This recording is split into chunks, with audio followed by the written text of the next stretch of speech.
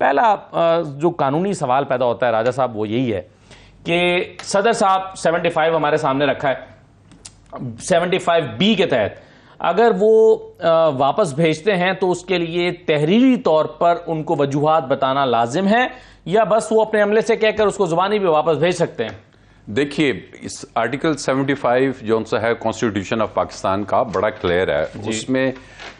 جو لوگوں کے لیے بڑا آسان الفاظ میں یہ ہے کہ جب بھی کوئی بل سینٹ اور نیشنل اسمبلی سے پاس ہو کے صدر مملکت کے پاس آئے گا تو ان کے پاس دو آپشنز ہیں، یا تو وہ بل کو ریٹرن کریں گے یا اس کو ایکسٹینڈ دے دیں گے، اس کی منظوری دے دیں گے۔ منظوری کی صورت میں انہیں اس پہ دستخط کرنا ہوگا اور وہ پاس ہو جائے گا۔ واپسی کی صورت میں دو طریقہ کار ہے۔ واپسی میں ان کی آپشن ہے یا تو وہ وداؤٹ گیونگ اینی ریزن واپس بھیج دیں، یا یہ ہے کہ وہ اس میں لکھیں کہ اس قانون کی فلانی فلانی شک جون سی ہے، یا کوئی اس کے لیے وہ کوئی نوٹ لکھ دیں۔ نہیں، لیکن آپ یہ کہہ رہے ہیں کہ وداؤٹ گیونگ اینی ریزن بھی واپس بھیج سکتے ہیں؟ سر لیکن اگر آپ، میں اسکرین پر دکھا دیتا ہوں 75 تاکہ کلیئرٹی ہو جائے، اگر ہم اسکرین پر دکھا سکیں 75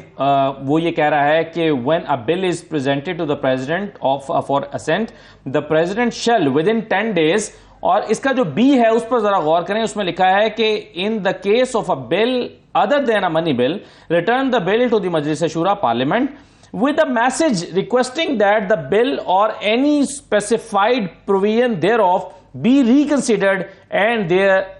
that any amendment specified in the message be considered۔ اب اس میں لکھا ہے راجہ صاحب کہ with a message requesting that، ایک میسج ساتھ جائے گا، اور اس میں اب یہ میسج تحریری ہوگا یا زبانی ہوگا، یہ ڈیبیٹ ہے۔ نہیں یہ ضروری نہیں، وہ فور ریکنسیڈریشن اگر وہ کہیں گے کہ جی اس کو ریکنسیڈر کیا جائے کہ جناب کوئی ریزنز دیں گے فار دس، لیکن اگر وہ اس کو ایسنٹ ہی نہیں دیتے، وہ منظور ہی نہیں کرتے، تو اس کا مطلب ہے کہ صدر مملکت نے اس بل کو ریزننگ دینا ضروری نہیں، منظور نہیں کیا آل ٹوگیدر۔ اور اس میں دو چیزیں ہوتی ہیں، ایک تو بل نیشنل اسمبلی اور پھر سینٹ سے ہو کے آتا ہے اور صدر مملکت کے پاس، وہ اگر واپس بھیج دیتے ہیں تو پھر وہ جاتا ہے جوائنٹ سیشن میں، اور جوائنٹ سیشن میں اگر اس کی منظوری ہو جاتی ہے نیشنل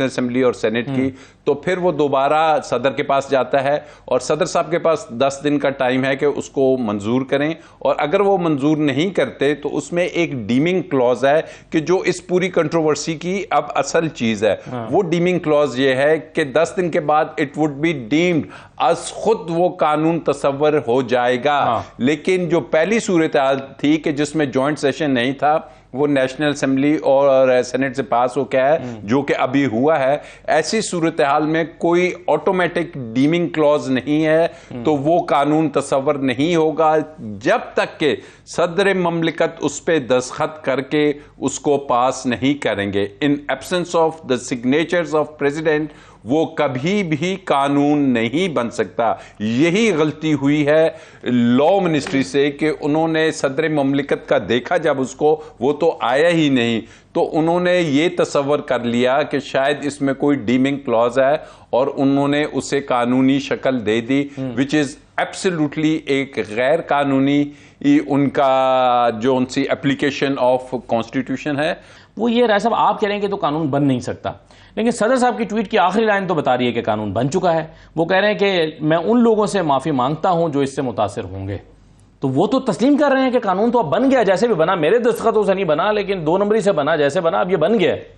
دیکھیں جی بڑی سمپل سی بات ہے، ایک تو لغاری صاحب نے جو بات کی کہ جی 2 تاریخ کو یہ پاس ہوتا ہے، یہ ذرا چیک کر لیجئے کہ 2 تاریخ کو یہ نیشنل اسمبلی سے پاس ہوتا ہے، پھر یہ 7 تاریخ کو سینٹ میں جاتا ہے، سینٹ سے پاس ہوتا ہے، ایک صدر صاحب کے پاس 2 تاریخ کو بل گیا، دوسرا 8 تاریخ کو گیا، جی سینٹ سے 7 کو پاس ہوتا ہے، پھر یہ 8 کو جاتا ہے۔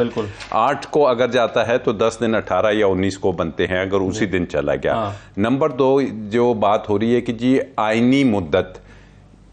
آئین پاکستان کے آرٹیکل 5 میں کوئی آئینی مدت نہیں ہے کہ اگر 10 دن میں صدر صاحب اس کو واپس نہیں بھجواتے تو یہ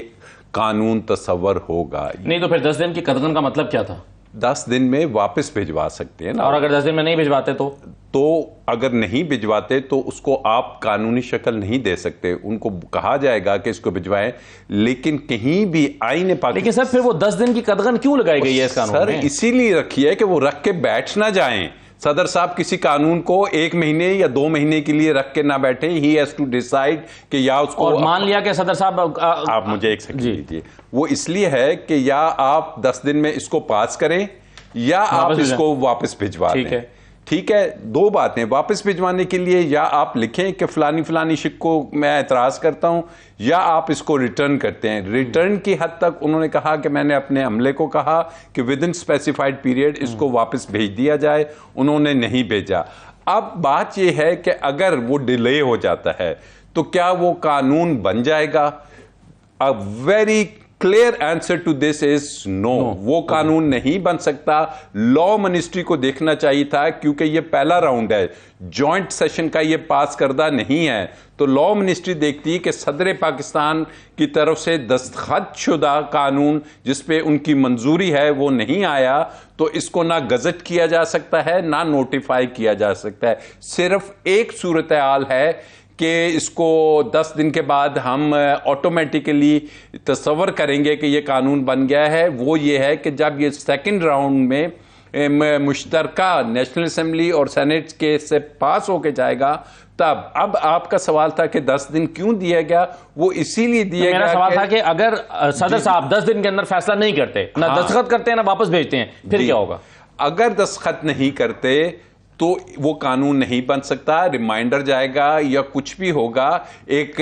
ایسا عمل ہوگا کہ جو انہوں نے ایز پر دا SOPs وہ کرنا ہے, آئین کے مطابق انہوں نے ایک ڈیسیژن لینا ہے. اب یہاں پہ جو کنٹروورسی آ گئی کہ 10 دن میں انہوں نے کہا کہ میں نے تو عملے کو کہا کہ واپس بھجوائیں. اب صدر مملکت نے اٹھا کے وہ خود لے کے واپس نہیں آنا تھا. آبویسلی جب وہ پاس بھی کرتے ہیں تو ساتھ ایک لیٹر جاتا ہے کہ دا پریزیڈنٹ ہیز.